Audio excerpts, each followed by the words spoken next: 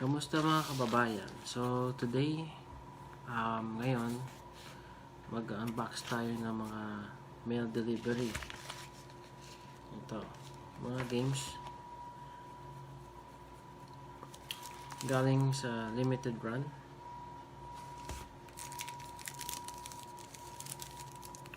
Matagal ko na pre-order siya.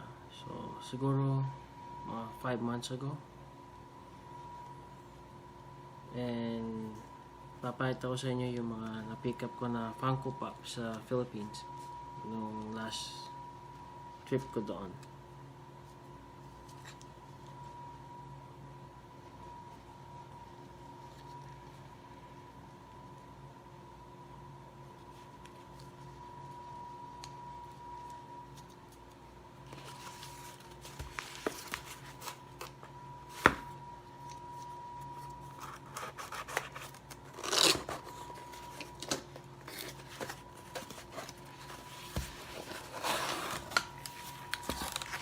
So, ito yung galing sa limited run. Ganito packaging nila.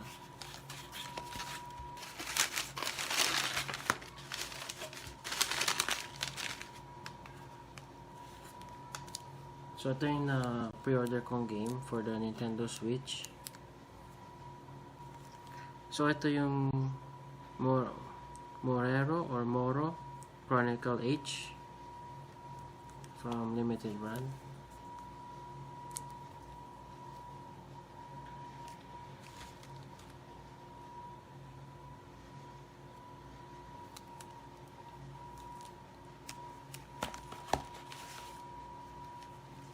Meron pa siyang poster na kasama.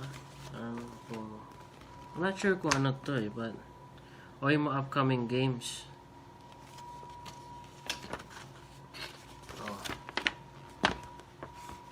Star Wars Empire Strikes Back. I think for PC siya eh.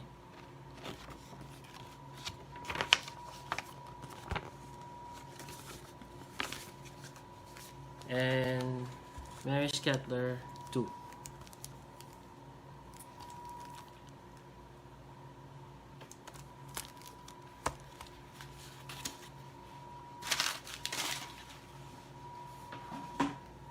So, isa naman galing din sa limited run. Tingnan natin kung ano. Nakalimutan ko na sa tagal kung ano naman na pre-order ko eh. Check.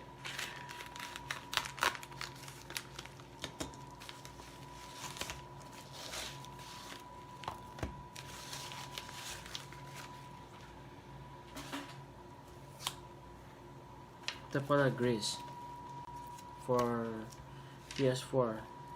Gahanap ako for the Nintendo Switch pero sold out na lahat sila eh. So ito na lang for PS4.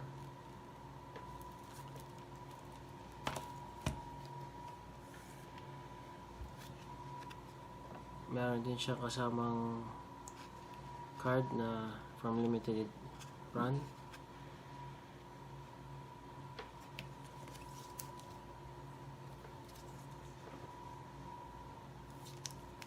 Natin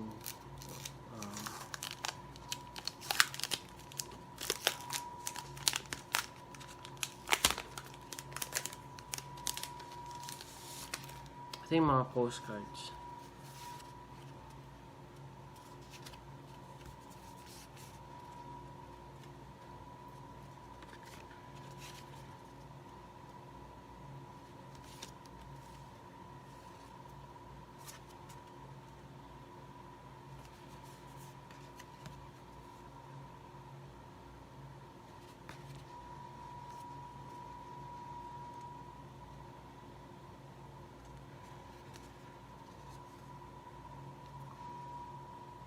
I think ganyan siya or ganito.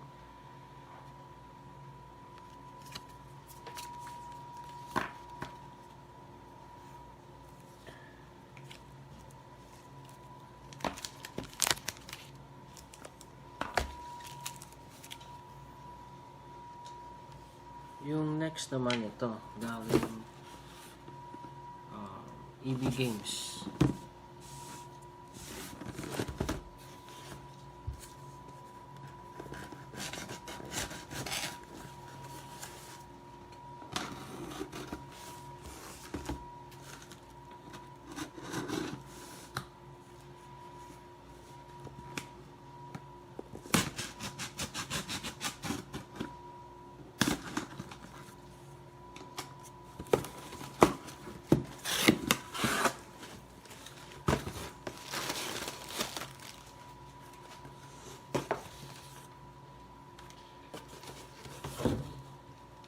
Funko Pop.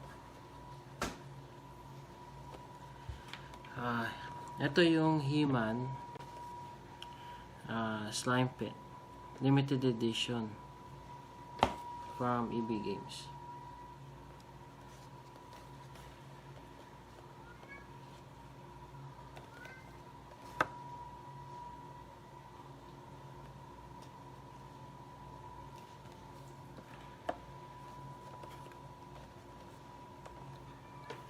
Nung punta ko sa Philippines, nakakuha din ako sa Alaya Mall. Alaya? I can't pronounce the name. Alaya. So I got this at the Ayala Mall with Kuya Gerald when in the Philippines. I can't remember which one. This is the Asia exclusive one. Unfortunately, the box is damaged. I put it in my luggage. I put a lot of padding on it, like a lot of cardboard, so I was hoping it wouldn't get dented, but it's still, I guess, when they were throwing around the luggage at the airport, that's what happens.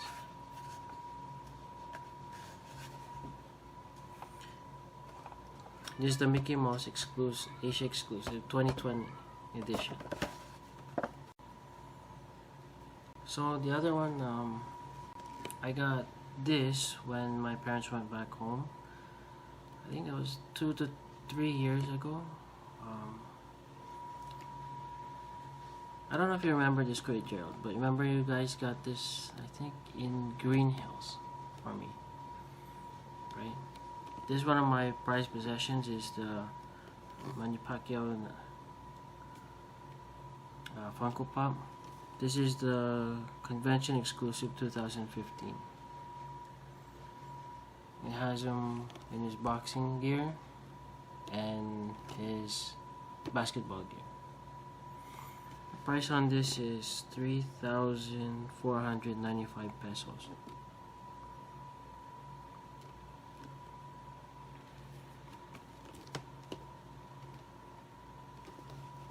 That's the back.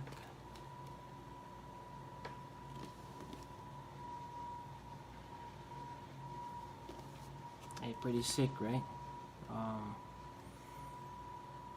Yeah.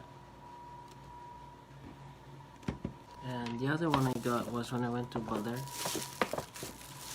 It's still, I still haven't even, it's still it's plastic bag.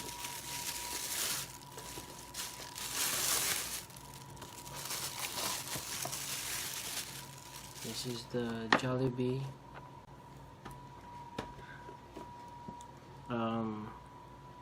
what does it say? First to market exclusive. It's Jollibee and what is it? Hetty spaghetti.